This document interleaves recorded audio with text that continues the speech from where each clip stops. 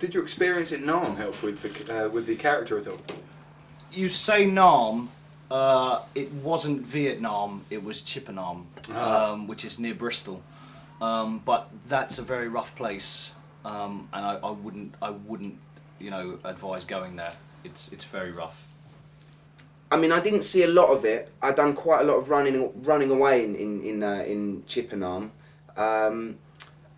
but again, a lot of wonderful male physiques. Helped a lot.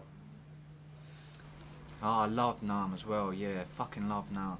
Yeah, I mean, in Nam it was just about violence, punching people, you could go down the street, pick up a bottle and ram it in someone's face. Yeah, I loved it. Well, to be honest with you, I didn't have much to do with it. I don't like Chippenham at all.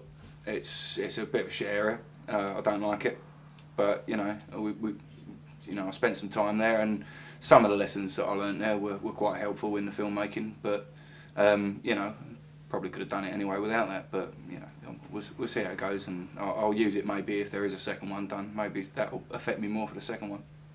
Yeah, well, in Nam, it was. How do you even know about Nam?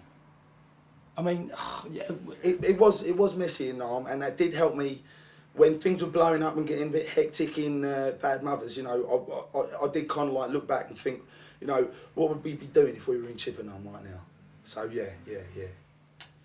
Seeing the Brits acting, there was some real gangster types over there, and it was, I thought they were really fresh, proper British, fucking. You know what I'm saying? Nam, yeah.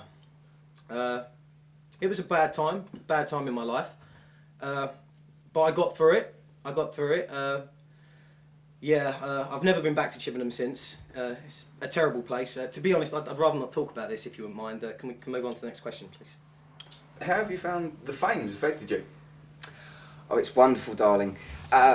We had, the first time I got recognised, it was just the most delightful experience of my life. There was this little girl, and she come up to me and she said that she seen her mummy had bought this film and she watched it. And it was a bit sad really, because her mum told her off because she wasn't supposed to watch the film because it's an adult kind of thing.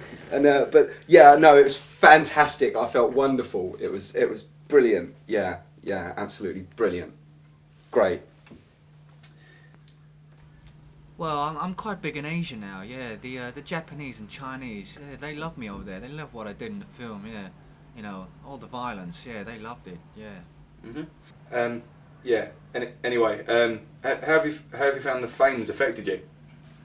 What fame? I lost the van. That's it. Right. Okay. Well, moving on.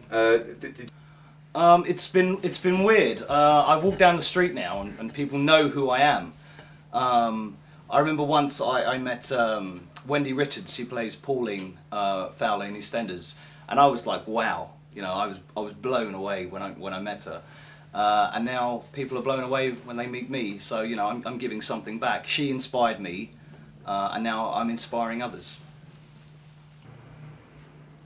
Yeah, it's alright. I mean, people know me a bit. Come up to you, nice one. And I'm like, thanks. Other than that, nothing much, it's okay. Since Bad Mothers, I've kind of gone to another level. People respect me as I walk down the street. I get that glare, and I'm like, yeah, I know. Yeah. It feels good. Well, to be fair, unlike a lot of the other cast, lovely people that they are, I had a certain amount of fame beforehand, obviously. I quite often had people coming up to me in the street, talking to me about my work.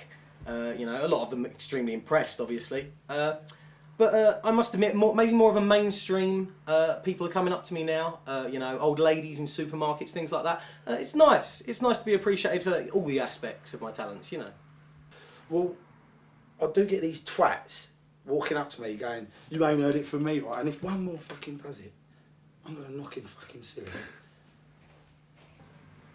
Well, not really, because ever since I was a little boy, I wanted the fame. I tried getting myself in some chewing gum adverts when I was younger, but they weren't having any of it. You know, I think I was too fresh for them. So since I've been in this, actually people don't seem to recognize me because my hair is, you know, it's normally, you know, if I do this, I'm, you know, it doesn't, you know, move on. Do you get on with the cast still? Some of the cast members, they were a bit tetchy with me at first. They didn't like some of the things I asked them to do, and I can understand why they would why they didn't want to do some of the things. But at the end of the day, they were taking out the final edit anyway. So you know. Do you get on with the cast still? Yeah, I suppose so. Well, apart from Scott, to be honest with you, it just annoys me. They're lovely people. They're lovely people. But, you know, there is one moronic twat in there. And, you know, he wrote it, but that don't mean he like fucking, you know, his shit don't stink. I ain't gonna go on. You know what I mean? I think, you know, that's enough for me there. They're lovely. You know, they're all, we kind of, you hear it said so much, but I've really got to say, it's such a true thing. We were like a family on set. You know, it was a delightful experience. Scott I found a little bit difficult to work with. You know, there's maybe a little bit of sexual tension there, I don't know, but just rubbed me up the wrong way. Yeah, no, they're fine, they're fantastic. Yeah, brilliant. Oh, well, not too good. I had a few rucks with Scott. but you know, yeah, we get on all right now. I don't like Scott so much. He was a bit of a dictator. He told me what to do. Fair enough. You know, he was the one that got me the gig in the first place. But I still don't like him. He's a tosser. Right. I mean, I kind of dread to ask in one sense, but if I could, do you still get on with the cast at all? Yeah, man. Yeah. You know, most of them were dudes. You know, I got some qualms with Scott, really, because I mean, you know, I've worked with directors before, and I've never seen an asshole like that. Honestly, that man knows how to piss people off.